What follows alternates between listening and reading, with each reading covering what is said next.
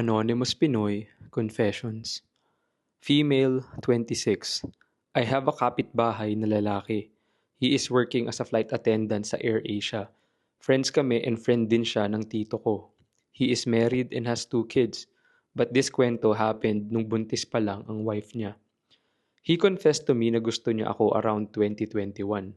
I don't like him kahit pogi siya, may sasakyan at mayaman. One time nag-inuman kaming magkakaibigan to celebrate one of our friends' birthday. We had too much to drink and nalasing kami ng sobra. Since magkapit-bahay lang kami, we decided to go home ng sabay. Our friends were teasing us since sabay nga kaming uuwi. And of course, nasa isip nila na we would have sex. Sanay na ang friends namin sa kanya na ganun, since babaero talaga siya ever since binata pa siya. Then when we were in the car, nagulat ako when he touched my lap, asking me if hindi ko ba siya gusto. I said, no. Then suddenly, he kissed me. I was drunk and pumatol ako.